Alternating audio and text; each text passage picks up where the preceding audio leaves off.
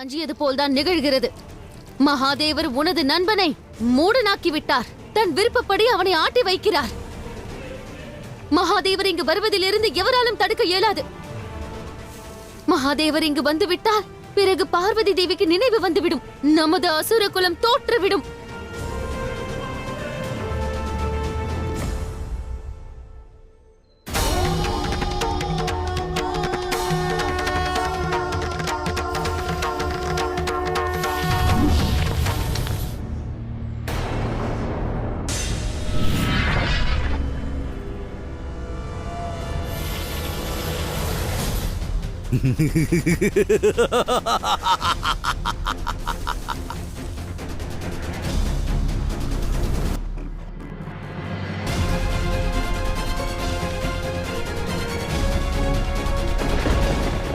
உனக்கு விளக்கு முறைத்தும் அதனை அறிந்திடாது நீ தடையாக இருக்கின்றாய். இவ்வாறு தடையாக இருப்பதேன்? நான் கூறினேன் அல்லவா தாயே, எனது உயிர் நண்பன் என்ன நடந்தாலும் சரி, நிச்சயமாக எனக்கு நம்பிக்கை துரோகம் செய்யவே மாட்டான். எனக்கு அளித்த வாக்கை அவன் நிச்சயம் நிறைவேற்றுவான். பீமாசுரன் நாளை சூரியன் அஸ்தமிக்கும் வரை மகாதேவன் இங்கு வருவதை தடுத்து நிறுத்துவான்.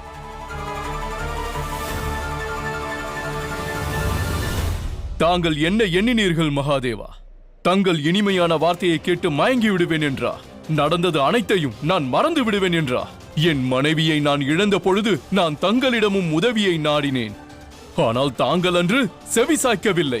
என் மனைவி இறப்பதற்கு தாங்கள் அனுமதித்தீர்கள். ஆனால் இன்று தங்களுக்கு என் உதவி தேவைப்படும் பொழுது நான் என் கடமையை மறந்து உங்களுக்கு உதவ வேண்டுமா? உனது அழைப்பிற்கு நான் செவி சாய்த்தேன். எனினும் அவ்வழைப்பிற்கு நான் பதில் வழங்குவதற்கு முன் உன் துணைவியானவளுக்கு மரணம் நேர்ந்தது. ஓர் சரீரத்தை ஆன்மா பிரிந்து விட்டால் மீண்டும் அந்த சரீரத்தை உயிர்த்தெழச் செய்வது இயலாத ஒன்று.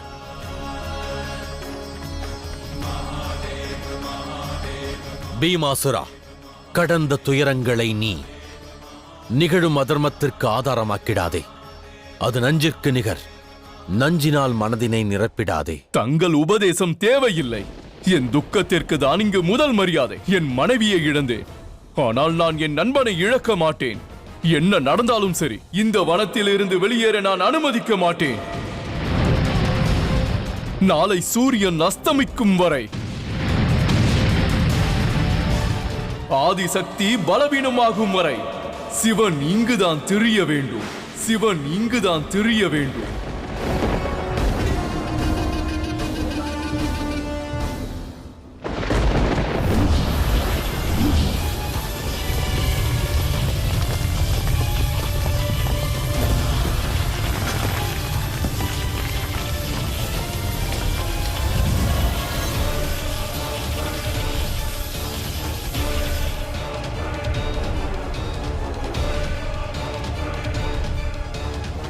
செல்லுங்கள் மகாதேவா.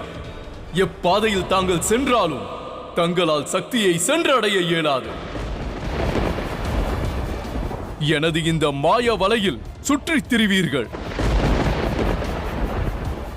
பிரபஞ்சத்தின் மகாதேவர் அல்லவா? அனைவருக்கும் பாதையை காட்டுபவர். ஆனால் இன்று தங்களுக்கான வழியை தங்களால் கண்டறிய இயலாது.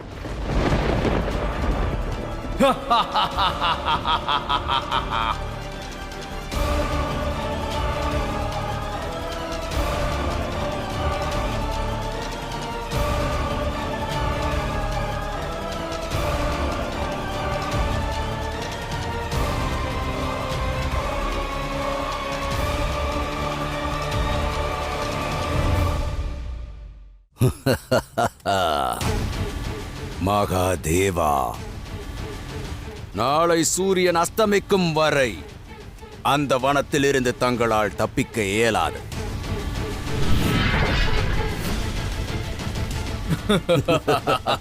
உற்சவத்திற்கு ஏற்பாடு செய் நண்பா. உற்சவம் நிச்சயம் நிகழும். நாளை சூரியன் அஸ்தமிக்கட்டும். அந்த ஆதிசக்தி நிரந்தரமாக தனது சுயநினைவையும் சிவனையும் இழக்க வேண்டும். அசுரகுரு சுக்ராச்சாரியரே, மகாதேவன் மீது தங்கள் மனதில் இருந்த அச்சம் அதை இக்கணமே வெளியேற்றி விடுங்கள். எந்தவித கவலையும் இல்லாமல் இந்த வேள்வியை நடத்துங்கள். ஏனென்றால் எனது நண்பன் பீமாசுரன் தாங்கள் வணங்கும் தெய்வமான சிவனை பாதை மாற செய்துவிட்டான்.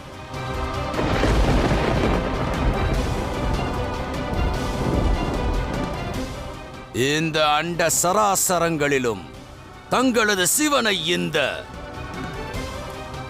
மாயையிலிருந்து காப்பாற்ற எந்த சக்தியும் இல்லை.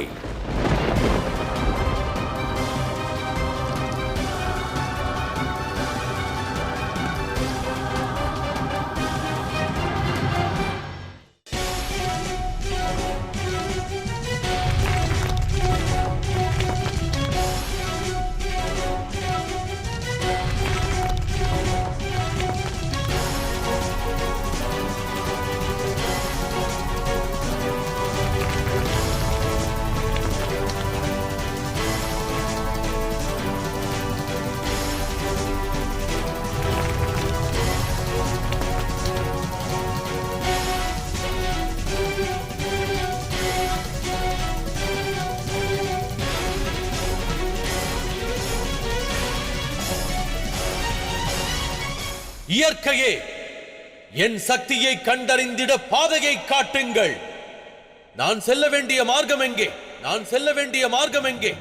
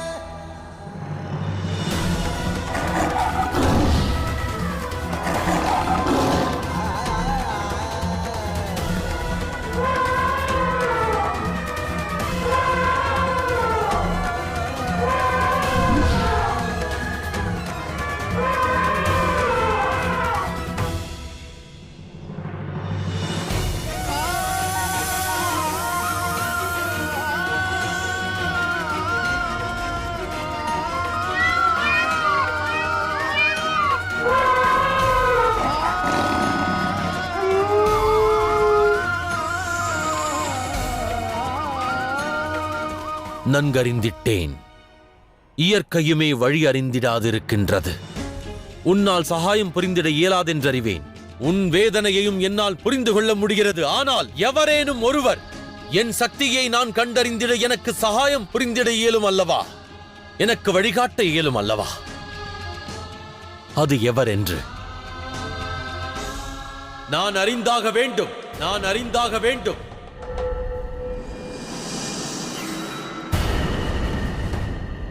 நாராயணா, மகாதேவர் இப்பொழுது உதவியை நாடுகிறார். வாருங்கள், உடனே சென்று மகாதேவருக்கு அனைவரும் உதவி செய்வோம். ஆம் நாராயணா, வாருங்கள், நாம் சென்று தந்தைக்கு உதவுவோம். மனதால் அல்ல, மதியை கொண்டு சிந்தியுங்கள். அந்த பீமாசுரனால் தேவாதி தேவர் மகாதேவரை ஏமாற்ற முடியும் என்றால் நம்மை எளிதாக ஏமாற்ற இயலும். இந்நிலையில் மகாதேவர் நம்மை காப்பாற்றுவாரா அல்லது ஆதிசக்தியை காப்பாற்றுவாரா? நாம் அங்கு சென்று அவர் நிலைமையை மேலும் மோசமாக மாற்றக்கூடாது. மகாதேவருக்கு நமது உதவி தேவைப்பட்டது என்றால் அவர் நமது பெயரை அழைப்பார் அல்லவா? ஆகையால் நாம் இங்கேயே இருந்து மகாதேவரை எண்ணி துதிபாட வேண்டும். அவர் மீது நம்பிக்கை கொள்ள வேண்டும்.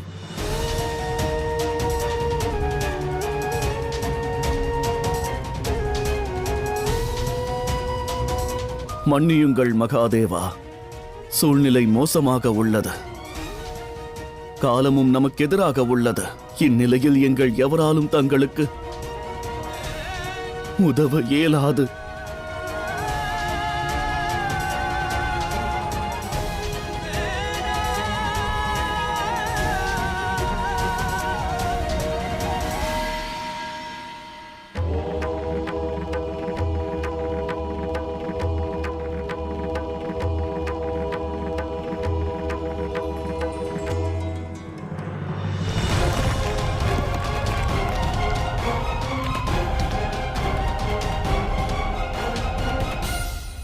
சக்தியை நான் கண்டிட சகாயம் புரிந்திடுங்கள். சக்தியை நான் கண்டிட சகாயம் புரிந்திடுங்கள். சக்தியை நான் கண்டிட சகாயம் புரிந்திடுங்கள்.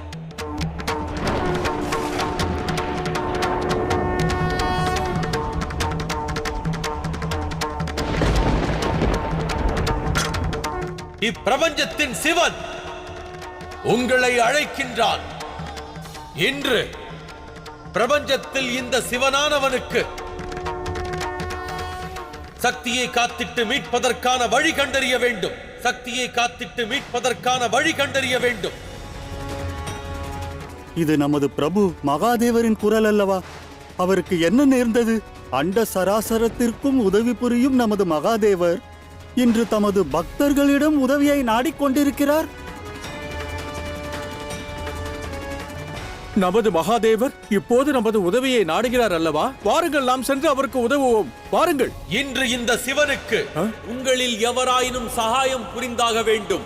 பக்தர்களின் வழிகாட்டுதலும் இப்போது அவசியமாகிறது. எந்த பாதையில் செல்வது? மகாதேவரின் குரல் வரும் திசையை கண்டறிய இயலவில்லையே. எங்கே இருக்கிறார்? எந்த நிலையில் இருக்கிறார்? ஏதும் தெரியவில்லையே.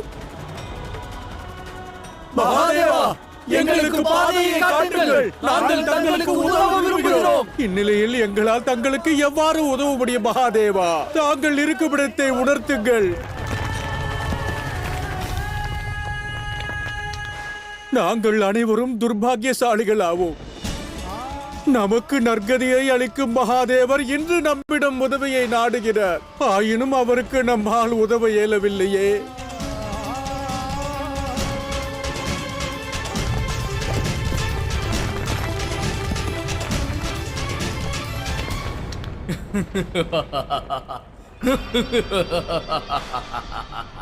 இவ்வாறே சுற்றித் திரியுங்கள்.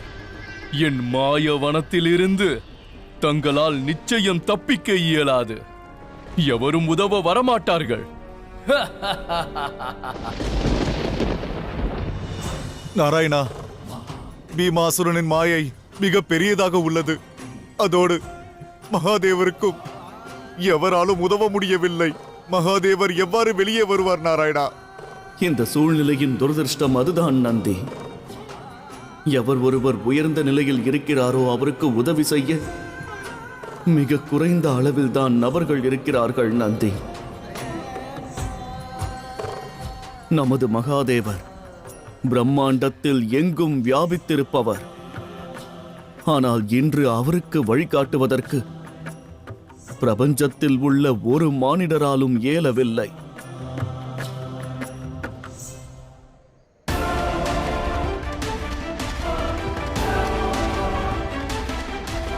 எனக்கு உதவிட எவரேனும் ஒருவர் இருக்கின்றீர்களா?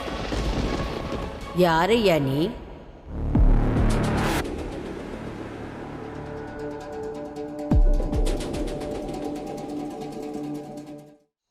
உதவியை கோரி நீ ஏன் உரத்த குரலில் கத்துகிறாய்?